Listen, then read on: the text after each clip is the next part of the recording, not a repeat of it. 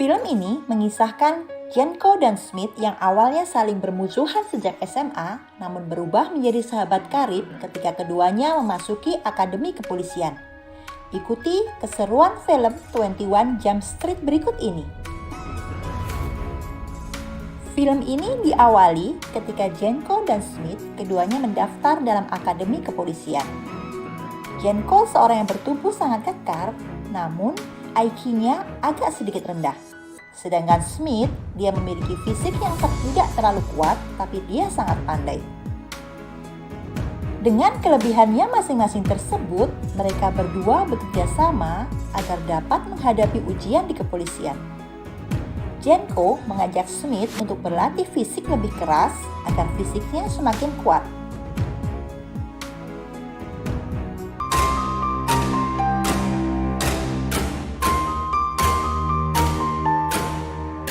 Dan sebagai imbal baliknya, Smith mengajari Jenko pelajaran yang ada di akademi agar nilainya menjadi lebih baik. Kerjasama keduanya membuahkan hasil yang sangat maksimal, hingga akhirnya mereka berdua lulus menjadi perwira polisi dengan hasil yang sangat memuaskan. Jenko dan Smith tergabung dalam satu tim yang mendapatkan tugas pertama untuk menangkap geng motor yang sedang bertransaksi narkoba. Akan tetapi, mereka berdua diremehkan oleh ketua geng motor itu. Hingga akhirnya, Jenko dan Smith mengeluarkan senjata apinya untuk menangkap ketua geng motor itu. Mereka berhasil menangkap dan mengalahkan ketua geng motor tersebut. Namun sayangnya, bukan pujian, namun justru mereka keduanya mendapatkan hukuman dari sang komandan.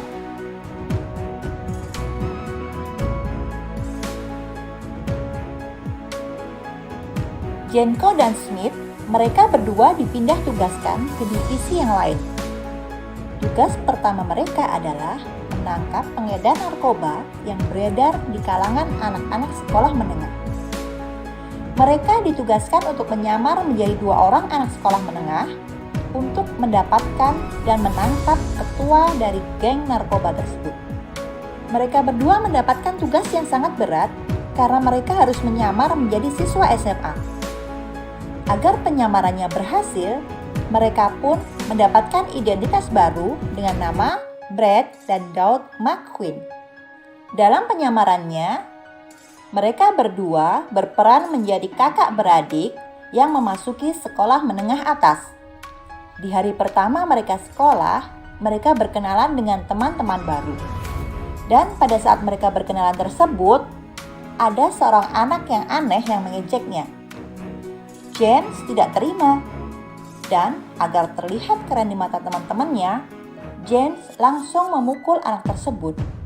Ternyata, anak tersebut adalah seorang gay berkulit hitam yang mereka tidak terima mendapatkan pukulan dari Jenko. Akibatnya, perbuatan tersebut dilaporkan kepada kepala sekolah. Kepala sekolah memberikan hukuman yang tidak main-main kepada mereka. Jika dalam 30 hari mereka kembali berbuat ulah, maka Jenko dan Smith akan dikeluarkan menjadi siswa dari sekolah tersebut. Dalam penyamarannya, Jenko masuk ke kelas kimia yang belajar tentang molekul-molekul dan unsur-unsur kimia secara detail. Sedangkan Smith masuk dalam kelas drama yang membutuhkan akting, baik gerakan tubuh, suara, dan juga mimik muka. Mereka berdua belajar dengan giat di kelas masing-masing. Ketika mereka sedang berada di kelas, tiba-tiba mendapatkan pesan agar segera berkumpul di lorong karena mereka akan bertemu dengan pengedar narkoba yang mereka incar. Dengan beribu alasan, mereka pun berhasil mendapatkan izin dari teman-temannya dan berkumpul di tempat yang disepakati dengan pengedar narkoba tersebut. Mereka berpura-pura menjadi pembeli yang akan mencoba narkoba yang disamarkan dalam bentuk permen. Namun sialnya, sebagai pembeli pertama, mereka harus langsung memakan narkoba tersebut di depan sang pengedar agar sang pengedar benar-benar percaya bahwa mereka tertarik dengan produk narkobanya. Setelah memakan narkoba tersebut, mereka buru-buru lari ke toilet dan memuntahkan narkobanya. Tapi sialnya, Meskipun sudah mencoba berbagai macam cara, narkoba tersebut tidak berhasil mereka muntahkan. Narkoba tersebut sudah masuk ke dalam tubuh mereka, dan mereka menjadi berhalusinasi. Jenko dan Smith yang tidak berhasil memuntahkan narkobanya menjadi berhalusinasi akibat narkoba tersebut. Ketika keluar dari toilet dan akan kembali ke kelasnya masing-masing, mereka bertemu dengan Pak Guru yang memergoki mereka dengan tingkahnya yang aneh.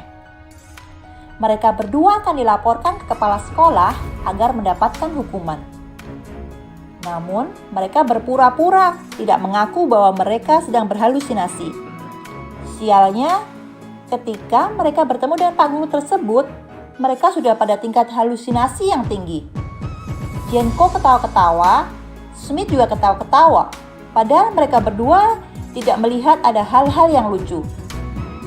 Bahkan, mereka melihat Pak Guru berubah menjadi karakter kartun yang sangat lucu. Dan kemudian, Pak Guru berubah lagi menjadi es krim, sehingga Smith pun ingin menjilat es krim tersebut.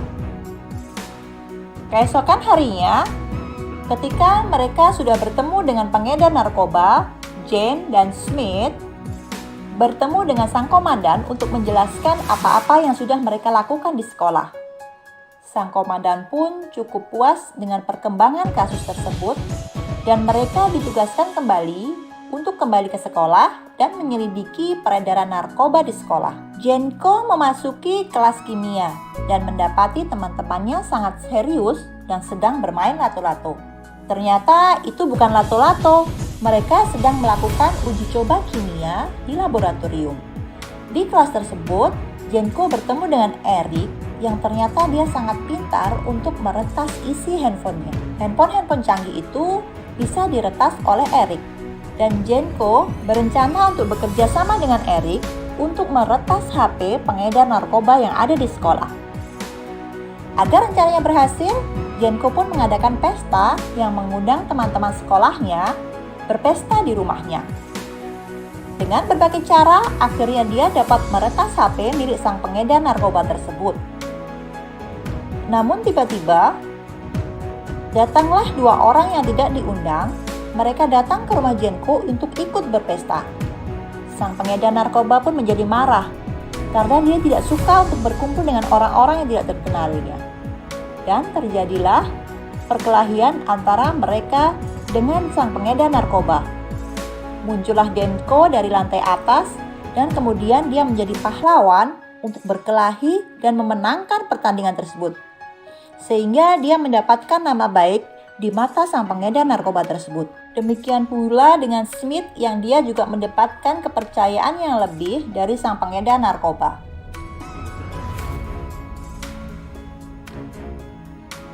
Namun sialnya, penyamaran Smith tersebut hampir saja terbongkar. Karena ketika dia berjalan-jalan di mall bersama teman-temannya, dia bertemu dengan sang nenek. Sang nenek yang tidak tahu bahwa cucunya sedang menyamar, menyebutkan kata-kata polisi begitu saja. Untungnya teman-temannya tidak mendengar ketika sang nenek menyebutkan kata-kata polisi.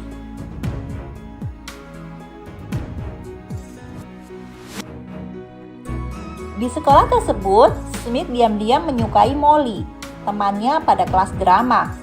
Dia ingin mengajak Molly untuk berkencan. Setelah melancarkan rayuan-rayuan gombalnya, Smith pun hampir berhasil untuk pergi kencan dengan Molly. Sialnya, ketika mereka berdua sedang bersiap-siap untuk pergi, dia mendapatkan pesan dari Jenko untuk segera bertemu. Karena ada transaksi narkoba yang akan terjadi di dekat mereka. Smith pun segera disusul oleh Jenko agar segera mengikuti pengedar narkoba yang sedang bertemu dengan anggota geng motor untuk melaksanakan transaksi jual beli narkoba. Mereka berdua mengikuti pergerakan anggota geng motor tersebut. Namun sayangnya, ketika mereka berdua berantem di dalam mobil, mobilnya menyenggol anggota salah satu geng motor tersebut. Akibatnya, muka Jenko dan Smith dikenali sebagai salah seorang polisi. Karena anggota geng motor tersebut adalah mereka yang pernah berkelahi dengan Jenko dan Smith pada awal-awal bertugas menjadi polisi. Karena mobil yang ditumpanginya mengalami kecelakaan, mereka berdua akhirnya berlari dan merebut mobil yang dikendarai oleh seorang bapak tua agar dapat melarikan diri dari kejaran anggota geng motor itu. Terjadilah kejar-kejaran motor di jalan raya antara Smith dan juga anggota motor tersebut. Dan mereka diajak untuk bertemu dengan bos besar. Namun ternyata bos besar tersebut adalah Tuan Walter yang dulu pernah memergoki mereka ketika pertama kali berhalusinasi. Di dalam ruangan yang mewah tersebut akan terjadi transaksi jual beli narkoba antara Tuan Walter dengan geng motor. Namun naasnya, geng motor itu adalah geng yang dulu pernah ditangkap oleh mereka berdua. Dan geng tersebut mengenali mereka berdua sebagai seorang polisi yang sedang menyamar. Sehingga terjadilah baku hantam antara mereka dan juga tembak-tembakan yang sangat sengit. Kejar-kejaran dan tembak-tembakan itu berlangsung sangat sengit hingga sampai ke jalan raya. Mereka keduanya naik mobil dan berkejar-kejaran serta saling menembak di jalan raya. Mereka tidak ada yang saling menyerah. Kemudian Jenko dengan kekuatan penuhnya melemparkan botol minuman keras ke mobil para geng motor. Ternyata botol tersebut berisi bom dan bom tersebut meledakkan mobil anggota geng motor tersebut. Akibat dari mobil yang meledak tersebut, anggota geng motor terluka parah, bahkan mereka ada yang terbunuh. Akhirnya peperangan itu dimenangkan oleh Jenko dan Smith. Jenko dan Smith juga berhasil meringkus Mr. Walter dengan cara menembaknya. Akhirnya misi penangkapan pengedar narkoba di sekolah tersebut berhasil dimenangkan oleh Jenko dan Smith. Dan juga mereka berhasil meringkus anggota geng motor yang meresahkan masyarakat. Namun di sini yang menjadi pertanyaan,